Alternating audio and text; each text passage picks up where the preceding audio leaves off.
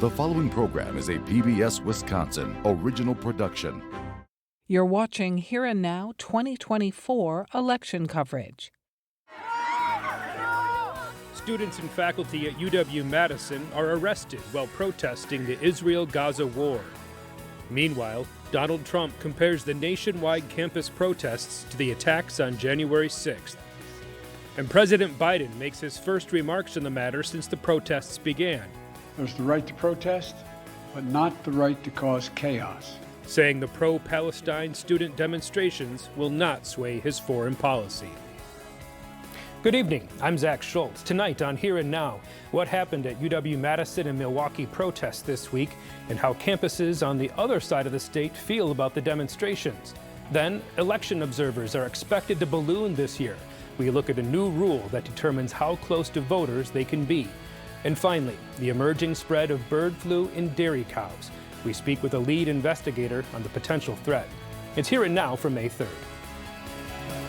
Funding for Here and Now is provided by the Focus Fund for Journalism and Friends of PBS Wisconsin.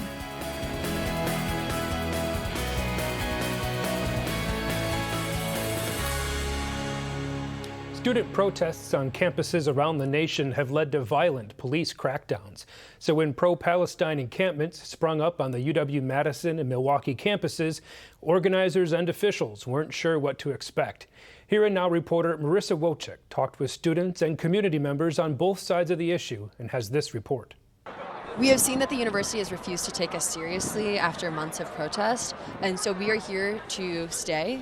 This week, protesters like Palestinian Americans Dalia Saba at UW-Madison and Amin Atta at UW-Milwaukee joined the broader campus movement to support Palestinians under siege in Gaza.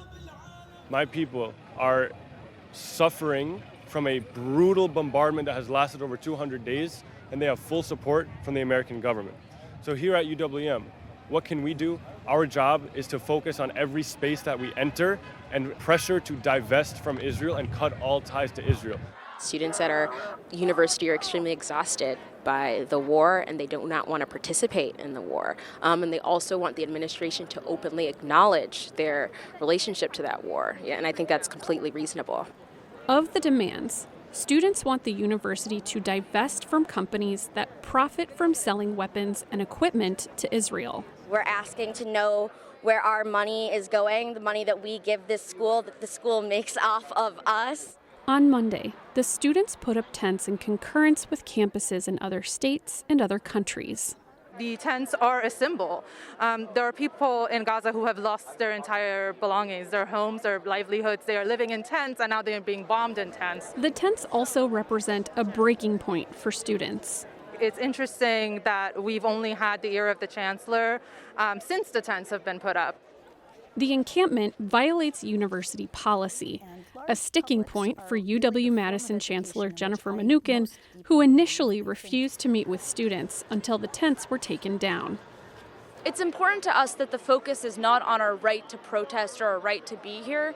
The focus should be on our message, and our message is to disclose the university's funds, to divest from companies that are funding the genocide, and for the chancellor to fully meet what our demands are. And we will not leave until we do that.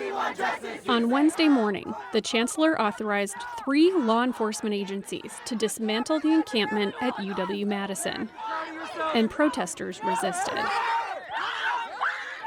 More than 24 students and faculty were arrested, popping Madison into national headlines. So far, UW-Milwaukee has not met the same fate.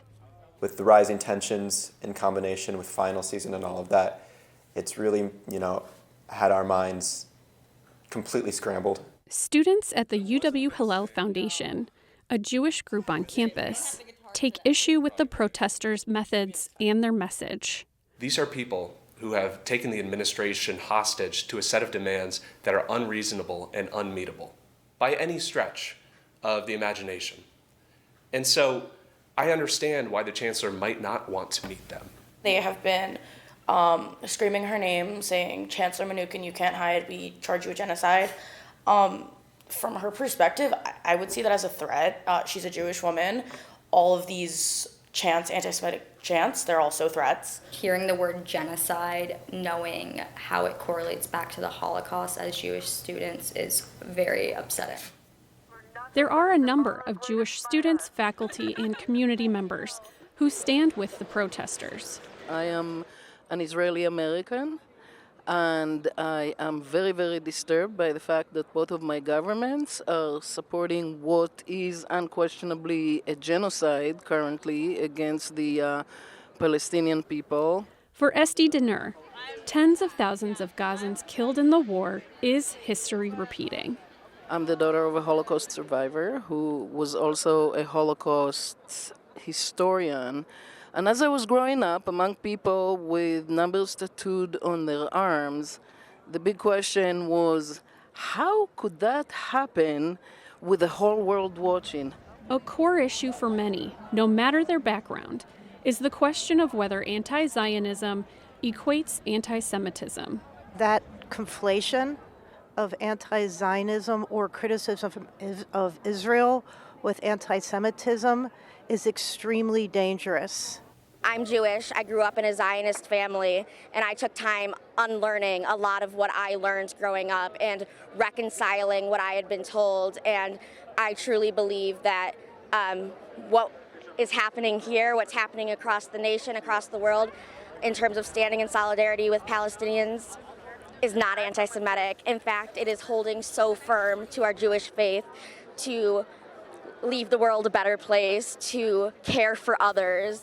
It feels like in order to be what they consider a good Jew, you have to give up your beliefs of Israel and Zionism and support their cause fully. And it's hard to do that when we're hearing them chant these words that, again, may not meant to be harmful, but are. I mean, I don't necessarily agree with every slogan that is being chanted here, but when you make coalitions with other organizations, you have to accept that you will not agree with everyone.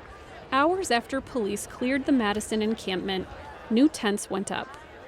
By Thursday, a group of protesters met with UW-Madison officials. As more talks linger on the horizon, no one can yet say what will come out of the conversations. I feel that the group of people who are out there in the encampment represent a small section of the population of 44,000 undergrad here. I believe that most people actually don't care that much. If the university is satisfied with those demands, they can take it up with the values that they instilled in us. For Here and Now, I'm Marissa Wojcik in Madison. For some students, both the Israel-Palestine war and the campus protests seem a world away. Joining us now is Peter Hart-Brinson, a UW-Eau Claire professor in the Sociology and Communications departments. Thanks for your time today. Thanks for having me.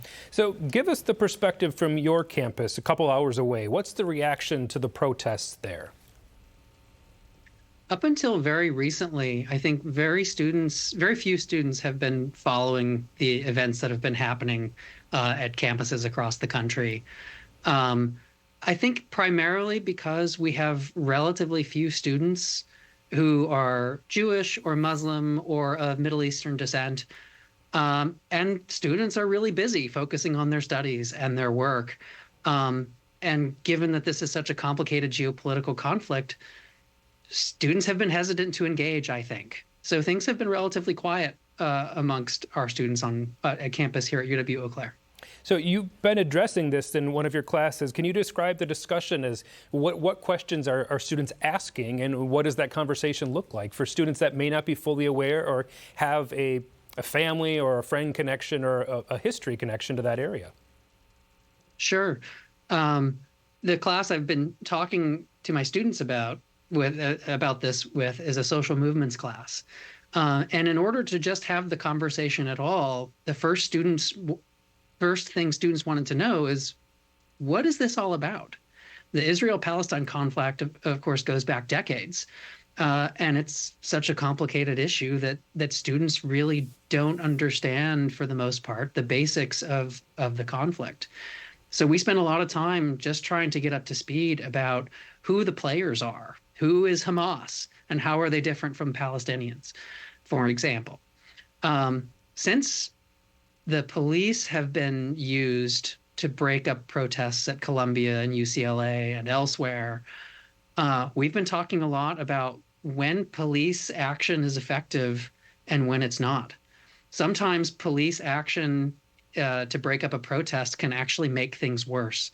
And I think that we've seen that happen at Columbia and elsewhere. So from the perspective of the students in Madison or at UW-Milwaukee, what needs to happen in order for someone in Eau Claire to realize, hey, this is a bigger thing, I should pay attention to this, maybe I should take a stance? I think students are sharing a lot of information on social media, and they're getting a lot of their information on social media, which makes it easy for people who are protesting in one place to get their message out to students at another place. And so the more students who have been taking up the call to protest at campuses around the United States, I think it became harder and harder for students on our campus to ignore and to ask themselves, maybe we should get involved in this too.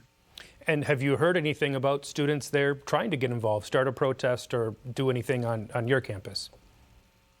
Earlier this week, I was informed that a protest is being planned for today, actually about 30 minutes before, until now, while we're taping this interview.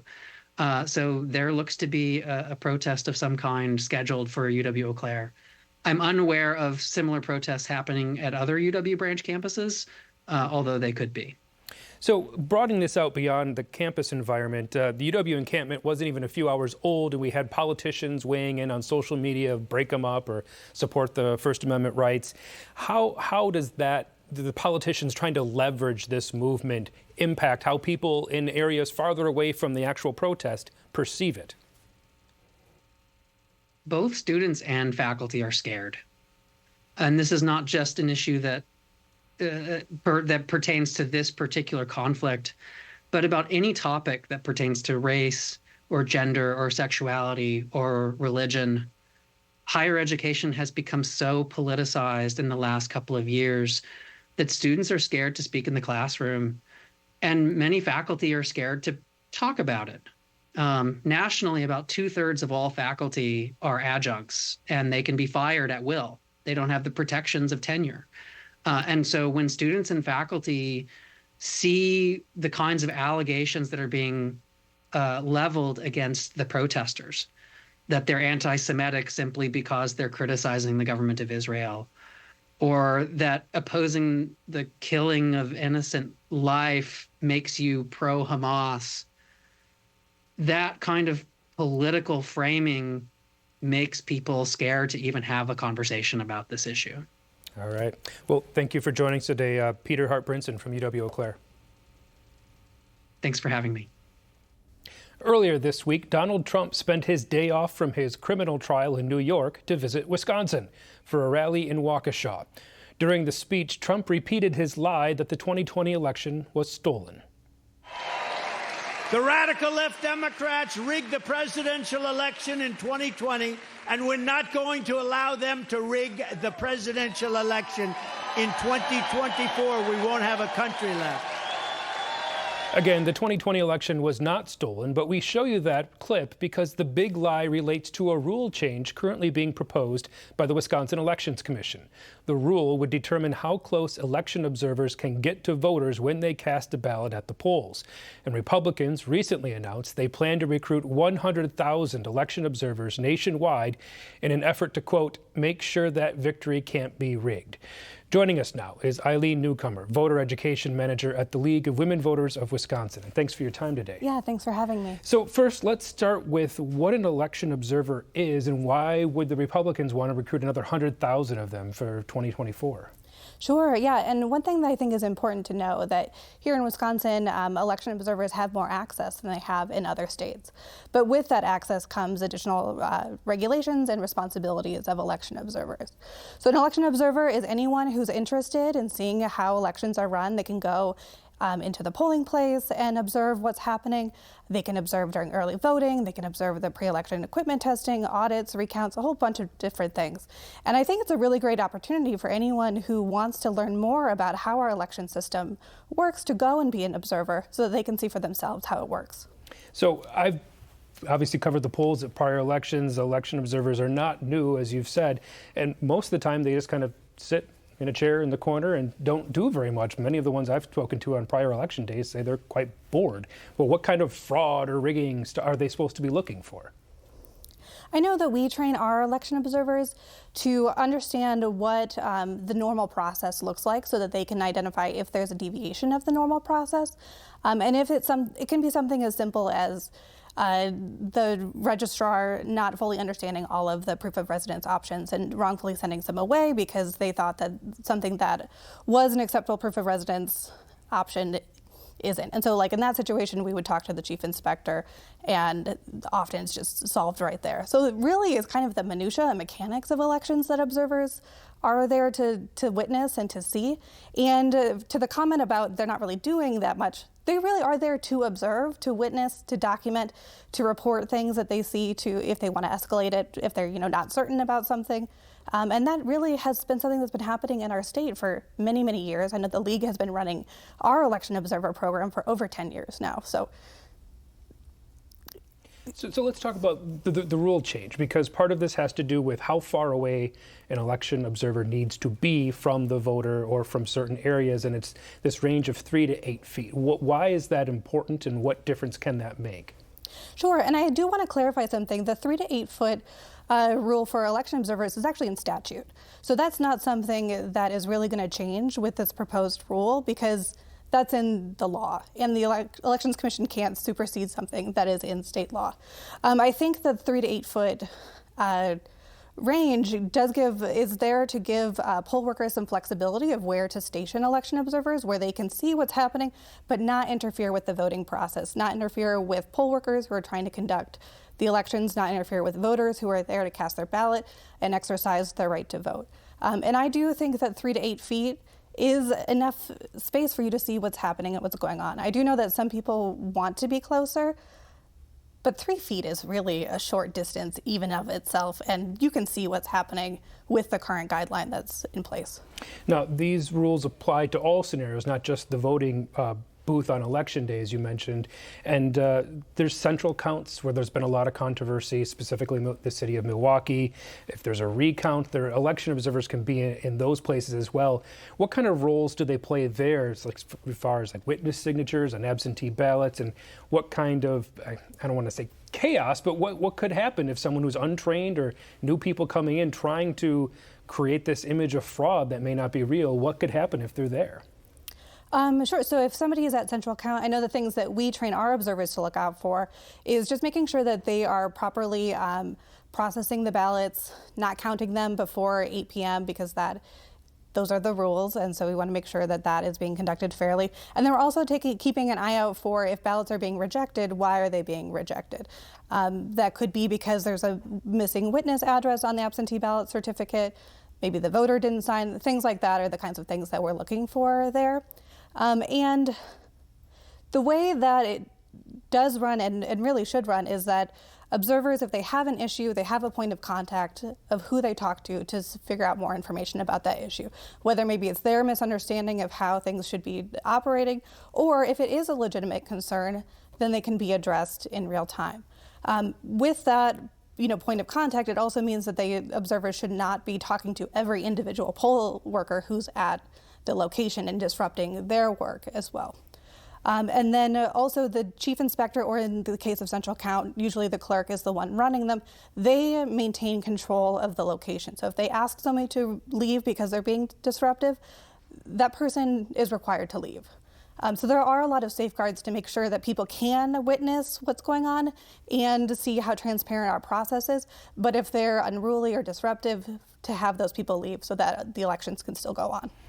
Is there a role for observers to observe other observers in this sense? Maybe people who are new to this process and don't know what they can object to or how they can interfere or insert themselves into the middle of the voting process? Certainly. I know our observers, they monitor everything that's going on, including if there are other observers there and if they're being disruptive. And if they're being disruptive and nobody's doing anything about it, they will escalate that to the chief inspector and say, hey, you're responsible for maintaining this polling place. This person is being incredibly disruptive. Maybe they're intimidating a voter. Maybe they're preventing a poll worker from doing their job, and that person should leave. And at that point, if the chief inspector doesn't do anything, we do have routes to escalate that further and make sure that the calmness of the polling place is maintained. We've got just a few seconds left, but talk to me about this rule and whether you believe it'll actually be in place by this fall, because the legislature can wipe out rules at a moment's notice. There's all sorts of lawsuit threats out there. Yeah, we really support the rule as drafted. We know there's been a lot of work that's gone into it. A lot of voices have been listened to in drafting the rule itself. I'm always hopeful that it'll be in place by the fall elections, but realistically, it probably won't be in place until next year, just because the legislature has ended their session. So I think that's where it's at right now. All right. Well, thank you very much for your time today. Yeah, thank you for having me. Switching to agriculture news, a strain of avian bird flu has been found in dairy cows and confirmed in herds in 9 states. It has not been found in Wisconsin, but it is in Michigan. And researchers from UW-Madison are helping to monitor the spread. Joining us now is Dr. Keith Poulsen, director of the Wisconsin Veterinary Diagnostic Laboratory. Thanks for your time today. Yeah, thanks for having me. So this particular strain of avian bird flu is called H5N1, and you've been tracking it since 2022. Is it spreading faster now? Well, this particular strain since 2022, and it's spread in the migrating wild bird population, has actually been the worst foreign animal disease outbreak in U.S. history. It's killed over 100 million birds. And really back in 2022, when we were just coming off COVID, it was affecting raptor species like bald eagles and snowy owls. And then we noticed that it was in our mesocarnivores, so like fox kits or other scavengers. And we've seen that even now with the seals that are eating dead birds off the coast of Washington State. But what really changed in the last 5 or 6 months was that we've noticed that it has now come into our dairy cattle population, which is a very novel event. So testing right now is limited to cows that are transported over state lines, but your report says that's 50,000 cows a week. So how soon before that just overwhelms and people maybe stop testing? Yeah, a great question. I do think that testing will ramp up even further before we get out of this outbreak. But that's the best way that we control animal diseases, is movement across state lines with the state animal health officials.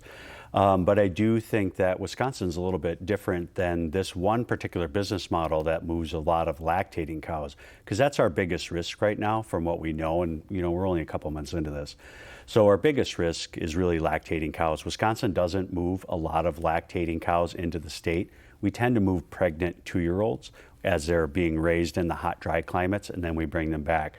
So it's really a higher risk of really moving young lactating dairy cows.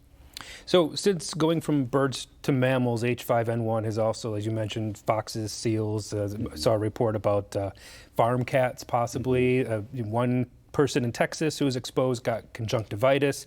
Is the big fear that this turns into a COVID-19 transmission where it jumps into a human population?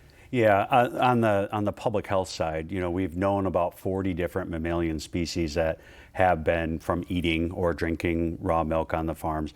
They present very differently than our dairy cows. They present with neurologic disease. Our dairy cows present being off feed and then they drop in milk production.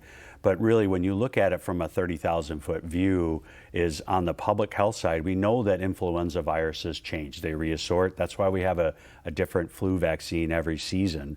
And we have to remember that the barriers to moving into people, where it becomes like a pandemic potential pathogen, they're very high. There's a lot of barriers that would prevent that, but it's not a zero risk. And the longer that we don't have good risk mitigation and there's more virus in the environment or circulating in the cows, the higher that risk becomes that the virus will continue to reassort. So you've also found genetic material in milk, but you say that right now there's no evidence that a pasteurized milk presents any problems to someone consuming it. But raw milk is actually quite popular and growing in popularity. Is there a risk there? Absolutely. As a public health expert in all of public health, whether they're veterinarians or MDs or just our rural health practitioners, is that raw milk products, I grew up drinking raw milk on the dairy, right? And when we were talking about growing up between Wanakee and DeForest, but my kids don't. And so the biggest population of raw milk drinkers tend to be highly educated and upper middle class.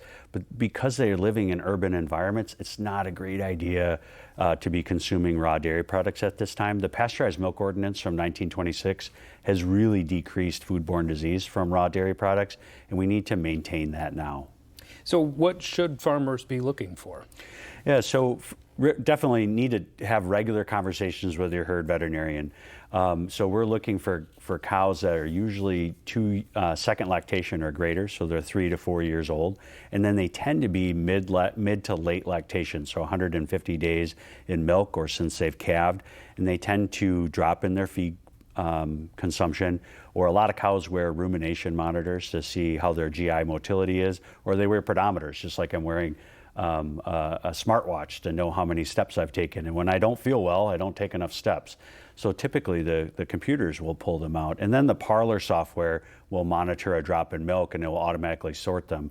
Those cows tend to have a fever then when we're looked at, but then they recover in about 10 to 12 days. So really we look at peak incidence on farm, which goes up to 10% at 4 to 6 days. Incidence drops about 10 to 14 days. And then the herds are recovered usually between 20 and 45 days after infection. All right. Dr. Keith Poulsen, thanks for your time. Thanks for the opportunity. For more on this and other issues facing Wisconsin, visit our website at pbswisconsin.org and then click on the News tab. That is our program for tonight. Frederica Freiberg will be back next Friday. I'm Zach Schultz. Have a great weekend.